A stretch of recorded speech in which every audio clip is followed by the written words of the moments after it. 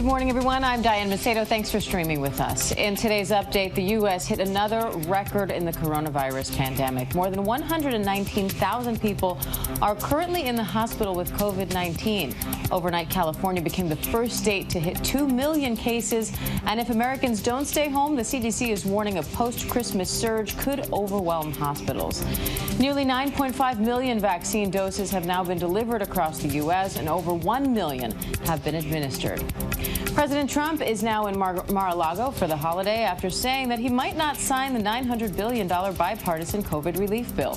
He called for numerous changes to the bill, including upping $600 stimulus checks to $2,000. Democrats quickly agreed, but Republicans are not on board. The president also issued another round of pardons. They include Paul Manafort and Roger Stone, both convicted in the Mueller probe, along with son-in-law and advisor Jared Kushner's father. And some of us may be seeing a white Christmas. A massive winter storm is moving across the U.S. and heading into the Northeast today. Damaging winds are expected from Boston to Washington, D.C. Blizzard conditions are already wreaking havoc on the roads of Minnesota, and winds reached nearly 75 miles per hour in the Great Plains.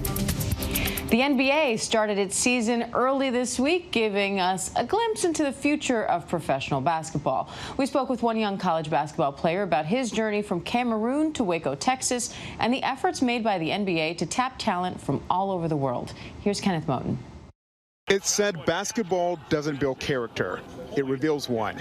For Jonathan Chanwa Chachua, his character plus his game landed him right on this court in Texas at Baylor University, and a potential prospect for the NBA.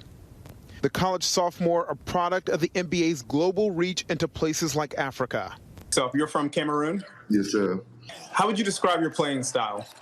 I'm more an energy guy. Like, I would bring, like, whatever the team is going to need, like, whether it's a defensive position, whether it's a rebound, or whether it's just, like, energy from the bench. Jonathan noticed, then molded over the years at the NBA's Basketball Without Borders camps. The program is in countries in Africa, Asia, Europe, and the Americas. That young man from Cameroon earned a coveted spot in the first class of the NBA Global Academy, an elite basketball center in Australia. The NBA Academy works with pros like NBA journeyman and another Cameroonian, Luc Ba Mute, to locate and develop high school age prospects. He's been doing an amazing job to just give back to the community back home by doing this Luc Ba Mute camp. This year, the NBA featured a record-tying 14 NBA players that hail from Africa. When we talk about dreams, talk about your home country, talk about your family, what this means to you, knowing that they know where you are and what you're doing. I really love, like, the fact that I'm representing my country, and especially I'm representing my family every single day. If he were drafted, Jonathan would join fellow countrymen and alumni of Basketball Without Borders, Philadelphia 76ers star Joel Embiid, and NBA champion Toronto Raptor PASCAL SIAKAM. It's exciting to know that how the game has been growing in the country and how many people are excited for me. It's just amazing. So when you see these players from Cameroon, so not just Africa, but from your country, what does that mean to you? It means that I might have a chance that it's possible to get there. Jonathan has never met PASCAL, one of his idols, until now. What would you say to PASCAL if you had a chance to talk to him? How about you get that chance? Wow. Hold on now. Hey, what's up, man? How you doing, my man? I'm doing good. How you doing? Jonathan quick to tell him that they're actually from the same city in Cameroon. Where you from? Douala.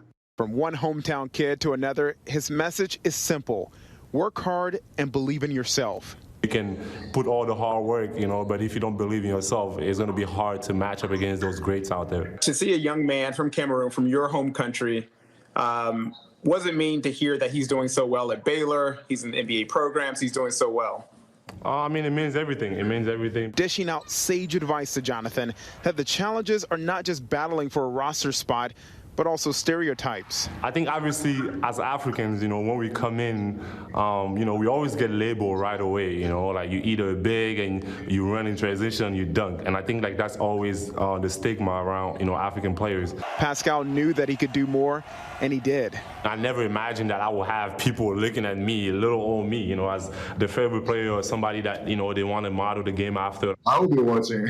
I'm gonna be watching for sure. I got to find out Baylor. I got to find Baylor games right now. So, two basketball standouts trying to make an impact a world away from home. Kenneth Moten for ABC News Live. Kenneth, thanks for that. And after a year like this one, some joy to the world is exactly what we all need. Now, luckily, some of Santa's biggest fans across the country are bringing their own joy to the world this holiday season. ABC's Will Gans has more on that. 'Twas the end of 2020 and Christmas spirit was running low until houses like this and this and this popped up, blazing lights all aglow.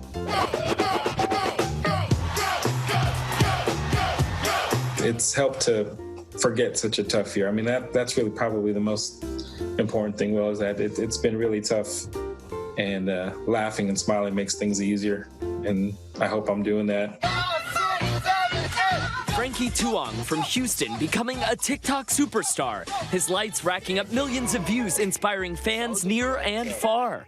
And I know it's big because the comments on there are now in different languages, Christmas light sales are up 20% this year, with many realizing 2020 could use an extra helping of holiday cheer. 2020, you could have easily just said, not this year. That's right, that's right. Why did you decide to go even bigger this year? Because this year, more than ever, you need more happiness and more cheer. Lucille SPATA has been decorating her house since 1986. Now her granddaughter, also Lucille, helps her with these holiday tricks. So to see other people enjoying what I've enjoyed for 19 years, it means a lot. It'll be this year, next year, the year after that. As long as God's willing, it'll be decorated. Not pandemic nor quarantine could stop the SPATAs in NYC from their long-held tradition of decking the halls, the walls, the tree. We usually start November 1st and we light it up Thanksgiving. But this year, I put it up way before Halloween. From Brooklyn to Houston to the North Pole and back, the joy these lights bring is far too much for even Santa to fit in his sack. Everyone has their own story, so for them to get to escape and come see this and feel like a kid again, I'll always be a kid in my heart. But this just reignites that idea, For any Grinchly neighbors whose hearts are 2 sizes too small, here's what Lucy has to say before you ask her to undeck the halls. If you don't like it, move. Go away for 30 days. While cheer is universal and we appreciate the goodwill, we did have to ask about the electricity bill. It's not bad. I can't really. You can't put a price on Christmas cheer. Yeah, it's worth it, well worth it. Feeling extra joyful? There's a reason psychologists say that holiday lights and decorations are proven to elevate people's moods and fend off seasonal depression. And if you need even more holiday spirit, remember what Buddy the Elf always says. The best way to spread Christmas cheer is singing loud for all to hear. And I know you've got those Christmas carols ready to go, Diane. I've heard you sing. I know. Hopefully doing a little singing later today at a safe distance. Will Gans, thank you. Speaking of safe distance, how long is that extension cord, Will? All right, now to our science and technology headlines. Here's Will Reeve. In today's Tech Bite, Zoom reportedly looking to branch out. The company had a blockbuster 2020 due to the need for video conferencing. Now a report says Zoom is looking to get into email and calendar services. Analysts say it's a good idea, with more workers likely to return to offices next year. The Nintendo Switch Year in Review is live. It lets players know which games they've played the most this year, as well as how many hours they've played. You can also see your most active gaming day and a graph comparing months.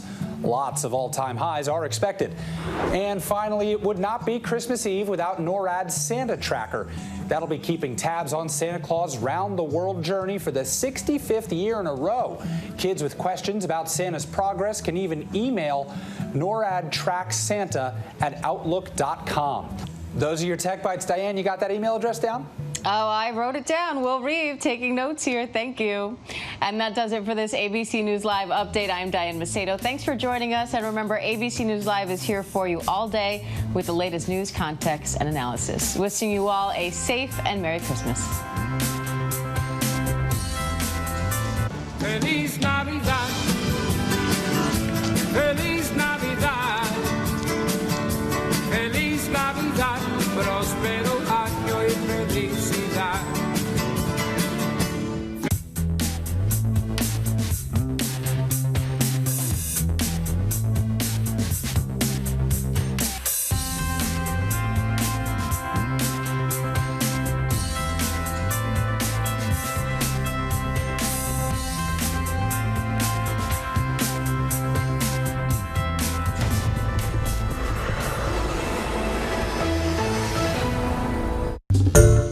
Hi everyone, George Stephanopoulos here. Thanks for checking out the ABC News YouTube channel. If you'd like to get more videos, show highlights, and watch live event coverage, click on the right over here to subscribe to our channel, and don't forget to download the ABC News app for breaking news alerts. Thanks for watching.